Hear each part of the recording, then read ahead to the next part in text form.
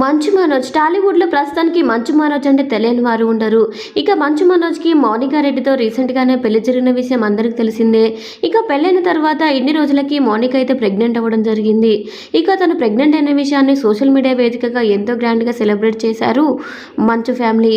ఇక రీసెంట్గానే తన శ్రీమంతాన్ని కూడా ఎంతో గ్రాండ్గా నిర్వహించారు. ఇక శివరాత్రి రోజున మౌనిక ఇద్దరు కౌల పిల్లలకి జన్మనిచ్చింది. ఇక మౌనికకి ఫస్ట్ భర్తతో పెళ్ళైన కొడుకు ఆల్రెడీ ఉండడంతో ఇప్పుడు ఇంకా మనోజ్కి ఇద్దరు కొడుకులు పుట్టారు. ఇక మొత్తం ముగ్గురు కొడుకులు అయితే అయ్యారు.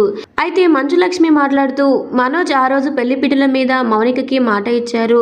నీ పెద్ద కొడుకే నాకు ఫస్ట్ కొడుకు, తర్వాత పుట్టిన వాళ్ళు తర్వాత అందరితో సమానంగా వీడిని కూడా చూసుకుంటాను, వీడి తర్వాతే పుట్టిన వాళ్ళు ఇంకెంతమంది పిల్లలు పుడితే వాళ్ళు అని మాట ఇచ్చారు మనోజ్ అని ఇక లక్ష్మీ మంచు చెప్పుకొచ్చారు. అలాగే నా తమ్ముడు మౌనికని మోసం చేయడు, ఎప్పటికీ మౌనికని చాలా బాగా చూసుకుంటారు. ఇక తన కొడుకుని కూడా అలాగే చూసుకుంటారు.